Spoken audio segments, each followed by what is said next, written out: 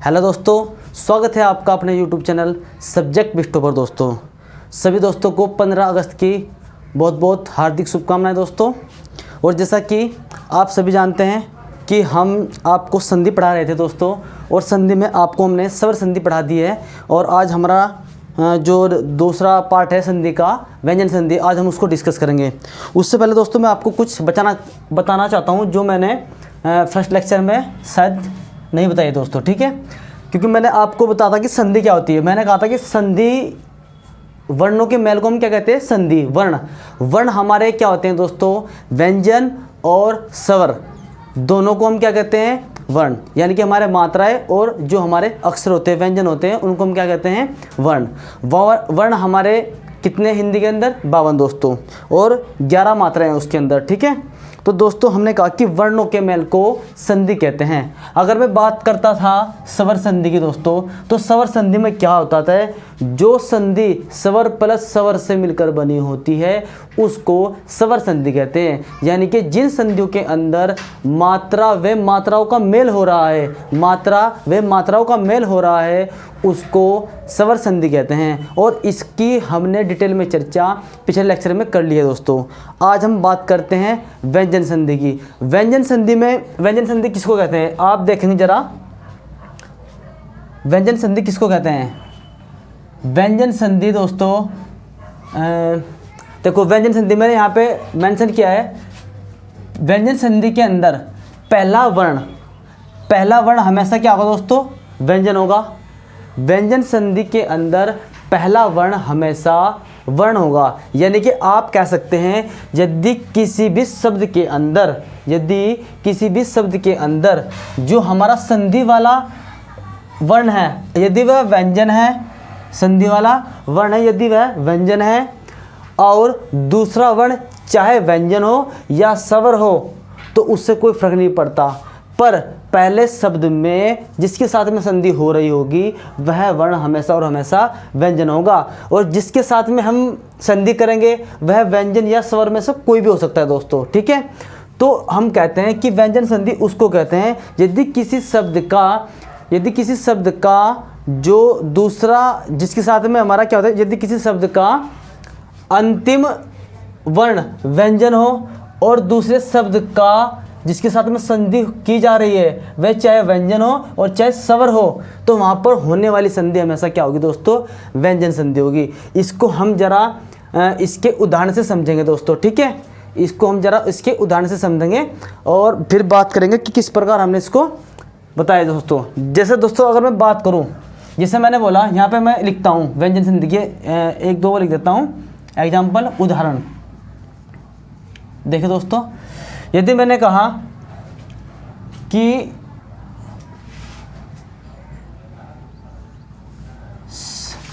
सत्य प्लस आनंद, तो दोस्तों इसमें क्या हो रहा है, ये जो हमारा है ये हमारा व्यंजन है सत्य, और ये हमारा क्या है, ये हमारा स्वर है।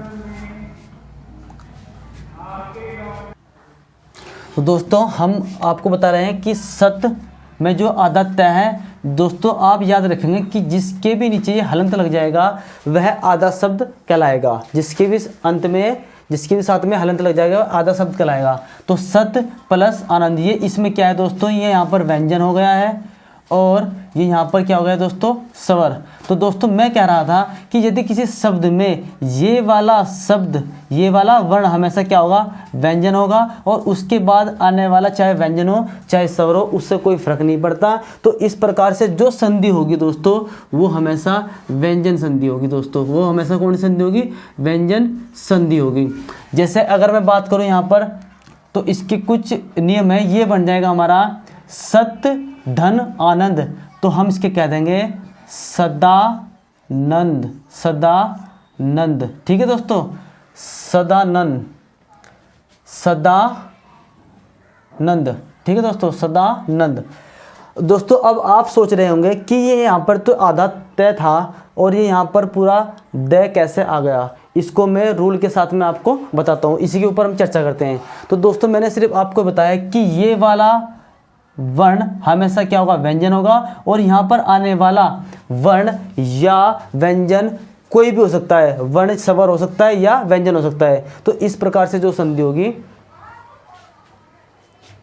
उसको व्यंजन संधि कहेंगे दोस्तों। तो आइए इसके कुछ रूल है जो व्यंजन संधि में हमको पढ़ने हैं और जो इसको आपको समझने में हेल्पफुल करेंगे दोस्तों।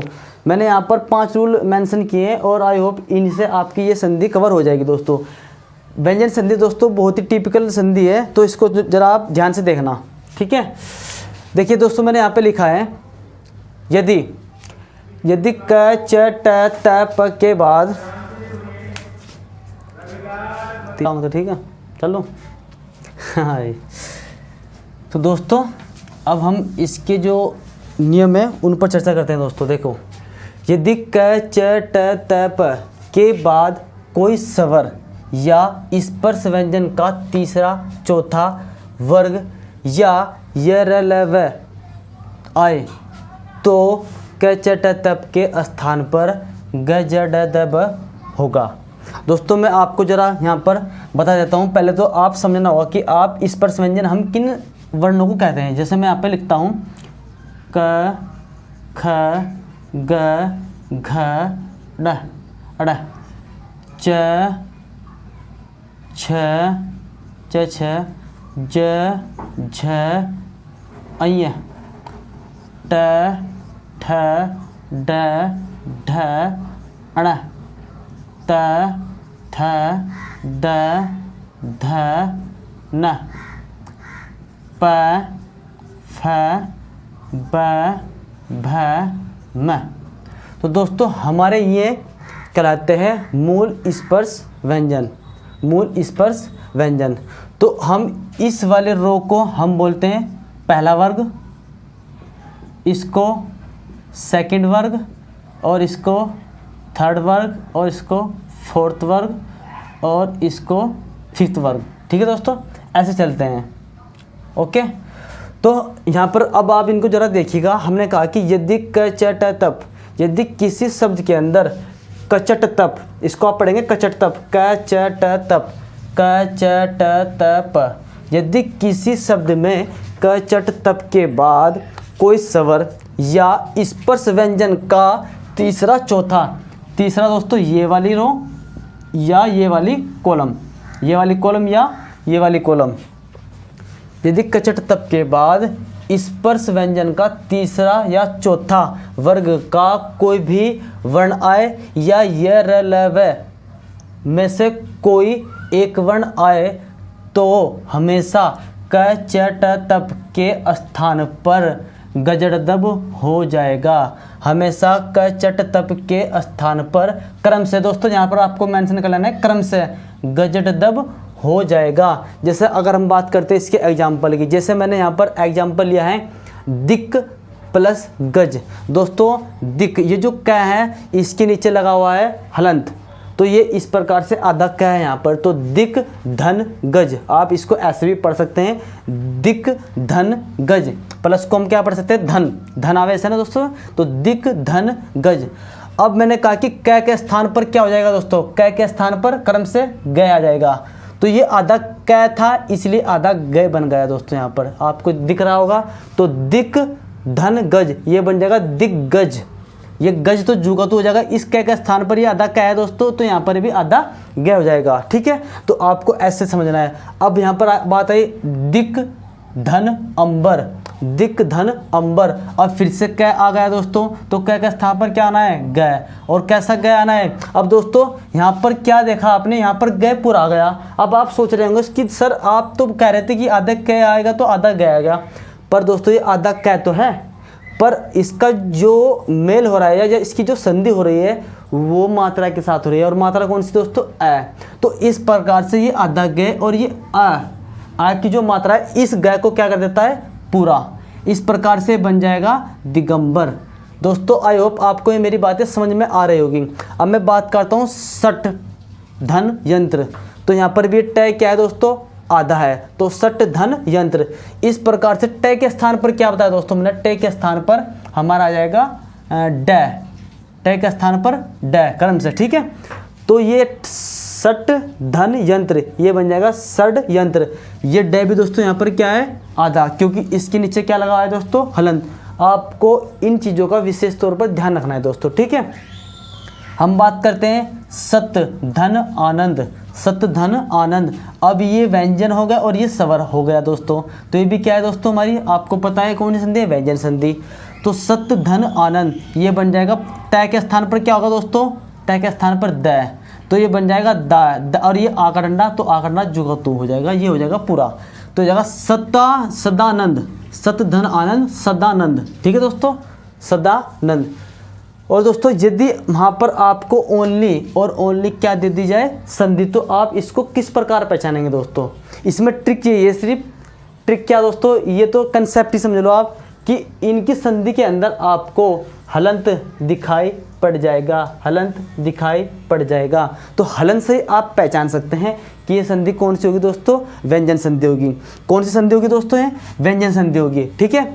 और यदि आपको ये शब्द दे दिए जाए तो आप उनको पहचान सकते हैं कि यदि ग ज ड दब, यदि ग ज ड दब इनमें से कोई अक्षर संधि के रूप में वहाँ पर आया हुआ है। जैसे अगर मैं बात करूँ यहाँ पर ग, यहाँ पर द, यहाँ पर भी ग, यहाँ पर आधा ड, यहाँ पर आधा ग, तो आप इन शब्दों से पहचान सकते हैं कि यहाँ पर क्या है, व्यंजन संधि है। या आप यदि आपसे संधि विच्छेद करना आता होगा तो आप उसका संधि विच्छेद करके भी देख सकते हैं। इसीलिए दोस्तों क्योंकि ये शब्द में है, आपको हमने जो पीछे स्वर संधि पढ़ाई है उसमें तो आप बड़ी आसानी से ट्रिक के साथ में पहचान सकते हैं, पर ये व्यंजन संधि है, इसमें आपको कंसेप्ट भली भांति से याद रखना पड़ेगा, तब जा करके आप इनके शब्दों को पहचान सकते हैं, ठीक है दोस्तों।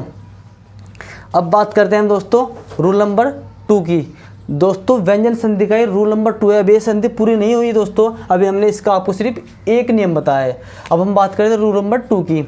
यदि किसी शब्द के अंदर दीर्घ या लघु, यदि किसी शब्द के अंदर दीर्घ या लघु अ ई उ री के बाद, देखिए दोस्तों, यदि किसी शब्द में दीर्घ या लघु यानी कि छोटी या बड़ी मात्रा कौन कौन सी, अ ई उ री के बाद 6 आता है तो वहाँ आधाचय बन जाता है या आधाचय जुड़ जाता है।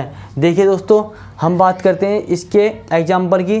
जैसे हमने कहा है दोस्तों ये व्यंजन है हमारा वै, पर वै पर कैसी मात्रा रही है दोस्तों, छोटी की मात्रा है। हमने कहा है दीर्घ यानी कि बड़ी, लघु यानी कि छोटी, तो छोटी की मात्रा आ रही है कौन सी दोस्तों, ई, और ई प्लस उसके बाद क्या आ रहा है दोस्तों 6। अगर 6 आता है तो वहाँ आधाचय जुड़ जाता है। तो देखो दोस्तों यानी कि इस शब्द के आगे क्या होगा, तो 6 आता है तो 6 के आगे, ठीक है दोस्तों, यहाँ पे लिख लेना, तो 6 के आगे आधाचय जुड़ जाता है। तो दोस्तों विच्छेद, तो वि धन छेद, विच्छेद, ये आधाचय जुड़ गया दोस्तों 6 के आगे। आ धन छादन, आ धन छादन, आ की मात्रा है और 6 है जस्ट बाद, तो 6 से आगे क्या जुड़ जाएगा दोस्तों, आधाचय, ये बन जाएगा आच्छादन, आच्छादन, आच्छादन। अब परिधन छेद, ई की मात्रा है दोस्तों और प्लस छेद हो गया है, तो 6 से पहले क्या जुड़ेगा, आधाचय, परिच्छेद। दोस्तों देखिए मैं आपको पहला बताया, अब मैं दूसरा क्या बता रहा हूँ आपको, नियम। तो यदि आपको लघु या दीर्घ अ ई उ के बाद 6 दिखाई पड़ता है तो 6 से पहले आधाचय जुड़ जाता है। तो यदि आपको इसकी ट्रिक है दोस्तों, यदि आपको किसी भी शब्द में 6 से पहले आधाचय दिखाई देता है, 6 से पहले आधाचय दिखाई देता है, 6 से पहले आधाचय दिखाई देता है, तो समझ लेना वह क्या है दोस्तों, व्यंजन संधि है। वह क्या है, व्यंजन संधि। अगर मैं रूल नंबर 3 की बात करता हूँ, देखो दोस्तों इसमें रूल ज़्यादा हैं दोस्तों और इसलिए थोड़ा टिपिकल पड़ता है, पर कोई नहीं दोस्तों, टिपिकल कुछ नहीं। अगर आप इसको 1-2 बार देखोगे वीडियो को तो आपको आसान लगने लगेगा। कचट तप, यदि कचट तप के बाद न या मैं आए, यदि किसी शब्द में कचट तप के बाद न या मैं आए तो क्रमशः अड़ अय अण न मैं होगा। ठीक है दोस्तों, यानी कि ये बोल रहा है कि यदि किसी शब्द में क च ट तप कचट तप के बाद न या मैं आए, क्या दोस्तों, न या मैं आए तो क चट तप के स्थान पर क्रम से अड़ अय अण न मैं हो जाएगा, यानी कि पहले वर्ग के स्थान पर पांचवा वर्ग हो जाएगा। तो देखिए दोस्तों, हम यहाँ पर इसके एग्जाम्पल देखते हैं। जैसे मैंने यहाँ पर लिखा है जगत धन नाथ, जगत धन नाथ। तो दोस्तों ये क्या आ रहा है, आधा तय और आधा तय, तो आधा तय के स्थान पर क्या आएगा, आधा न। ठीक है दोस्तों, तो ये बन जाएगा जग तो जू का तू दोस्तों, आधा तय के स्थान पर आधा न और नाथ ये जू का तू, तो ये बन जाएगा जगन्नाथ। जगत धन नाथ जगन्नाथ, चित्त धन में चिन्ह में, इस तय के स्थान पर क्या आ गया दोस्तों, आधा मैं। ठीक है, तो ये बन जाएगा चित्त धन में चिन्ह में, वाक धन में वर्ण में। ठीक है, अड़ा। ठीक है, और यदि 4 नंबर की हम बात करते हैं, रूल नंबर 4 की, इसमें लिखा है दोस्तों, यदि किसी शब्द में त या द, यदि किसी शब्द में त या द का मेल का मतलब दोस्तों संधि, यदि किसी शब्द में त या द की संधि च या छ के साथ होती है, यदि किसी शब्द में त या दे का मेल छ या छ स्वर्ण के साथ होती है, तो च या छ के स्थान पर हमेशा क्या आएगा दोस्तों, च आएगा। जैसे एक बार फिर से देखिए दोस्तों, यदि त या द का मेल च या छ के साथ होता है तो त या द के स्थान पर हमेशा और हमेशा च आएगा, च छ तो च आएगा। ठीक है दोस्तों, तो इसलिए उत प्लस चारण, तो आधा त है दोस्तों, तो त है और उसके बाद जस्ट क्या है, च, तो इसलिए क्या आएगा, च। ठीक है दोस्तों, तो ये बन जाएगा उच्चारण, उत धन चारण उच्चारण। इसी प्रकार से उत धन ज्वल। अब दोस्तों ये जो था, ये वाला जो एग्जाम्पल था ये इस वाले का था। अब आगे की बात करते हैं। यदि त या द के जस्ट बाद, यदि किसी शब्द में त या द के जस्ट बाद ज या झ आए, इन दोनों में से कोई सा भी वर्ण आए तो हमेशा ज जुड़ेगा। जैसे इसका एग्जाम्पल ये देखिए, उत धन ज्वल, उत धन ज्वल। तो जैसे दोस्तों आपने तय के बाद क्या देखा, ज, तो क्या हो जाएगा, उज्ज्वल। तो दोस्तों ये तो ऑलरेडी आधा ज है, पर एक आधा ज इस तय के स्थान पर भी आएगा, क्योंकि अगर आधा तय होगा तो आधा ही ज आएगा, तो ये बन जाएगा उत धन ज्वल, तो उज्ज्वल। सही दोस्तों उज्ज्वल ऐसे लिखा जाता है, क्योंकि बहुत सी जगह ऐसा भी मिलता है उज्ज्वल, पर दोस्तों ये सही नहीं है। सही कौन सा है दोस्तों, ये उज्ज्वल। अगर बात करते हैं हम तीसरे नियम की इसी के, तो यदि त या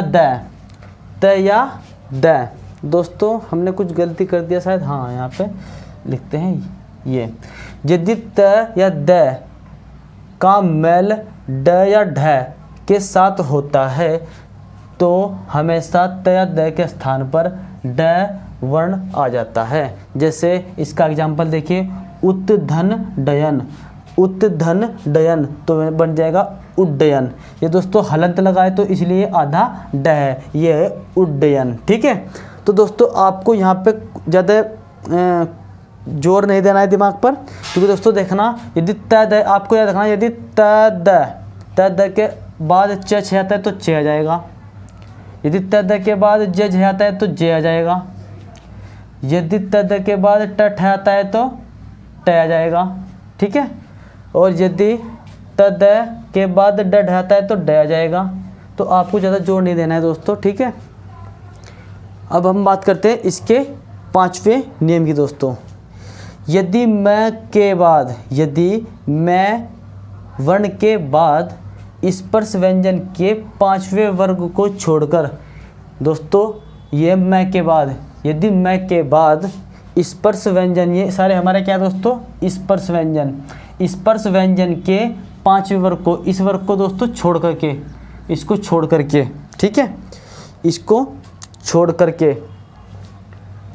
अन्य स्पर्श व्यंजन आते हैं, यानी कि इन चार वर्गों में से कोई सा भी स्पर्श व्यंजन आता है तो व्यंजन पंचमाक्षर में बदल जाते हैं। दोस्तों ये पंचमाक्षर का मतलब क्या है, इसको हम जरा समझेंगे। पंचमाक्षर, पंचमा अक्षर, यदि मैं के बाद स्पर्श व्यंजन के पांचवें कॉलम को छोड़ करके अन्य स्पर्श व्यंजन मैं के बाद आते हैं तो वह शब्द पंचमा अक्षर में बदल जाता है। अब इस पंचमा अक्षर का मतलब क्या है दोस्तों, उसको हम इस जो इसके एग्जाम्पल है उसके द्वारा देखते हैं, ठीक है दोस्तों। जैसे मैंने बोला यहाँ पर अलम धन कार, अलम धन कार, तो दोस्तों ये अलम, ये अधम मैं है और मैं के जस्ट बाद में क्या है दोस्तों, स्पर्श व्यंजन, ये देखो यहाँ पर स्पर्श व्यंजन। तो उसने कहा है जो अक्षर है वो क्या में बदल जाएगा दोस्तों, पंचमा अक्षर। पंचमा अक्षर अगर हम बात करें कै कहाँ पर पड़ता है, कै दोस्तों इस रो में पड़ता है। तो ये जो कै है ना अपने पंचमा 1 2 3 4 5 अपने पांचवें अक्षर में बदल जाएगा, बस ये बात है पंचमा अक्षर की, ठीक है। तो इसीलिए अलम धनकार ये बन जाएगा अलंकार, जिसको आप बोलते हो सही शब्द में अलंकार, ठीक है। अगर मैं बात करता हूँ दूसरे की सम धन देश, तो आपने देखा मैं के बाद द है तो सम धन देश ये बन जाएगा संदेश। दोस्तों हम देखते हैं मैं कहाँ पर है हमारा, मैं सम, हाँ द कहाँ पर है दोस्तों हमारा, दे या रहा, तो द यानी कि इसका जो इस कॉलम का जो इस रो का जो पांचवा अक्षर कौन था दोस्तों, न, यानी कि पंचमा अक्षर का मतलब है अपने पांचवें ग्रुप से रिप्लेस हो जाना, सिर्फ सीधा सीधा अक्षर है। तो द की जगह क्या हो जाएगा दोस्तों, न, और अगर आधा मैं तो आधा न जाएगा तो सम धन देश ये बन जाएगा संदेश। इसी प्रकार धनम धन जे, धनम धन जे, तो जे, अब आपने क्या देखा धनम धन जे, तो जे के स्थान पर जे कौन से उसमें आता है, कॉलम में, इसमें, तो क्या हो जाएगा अय, ठीक है। तो ये हो जाएगा धनंजय, धनंजय, ठीक है, धनंजय। अब शम धन पूर्ण, शम धन पूर्ण, मैं के बाद पै आया है और पै कहाँ पर पड़ता है, ये, और पै का पंचमा अक्षर मैं, ठीक है। तो इसी प्रकार से सम धन पूर्ण ये बन जाएगा संपूर्ण, क्या बन जाएगा दोस्तों, संपूर्ण। यदि दोस्तों आपको हमारी बताया हुआ कंसेप्ट संधि के अंदर समझ में आए दोस्तों तो प्लीज़ हमें कमेंट करके ज़रूर बताना दोस्तों। और यदि आपको हमारी वीडियो पसंद आए दोस्तों तो वीडियो को लाइक शेयर जरूर कीजिएगा और साथ ही साथ बेल आइकन की घंटी वे सब्सक्राइब भी जरूर कीजिएगा दोस्तों।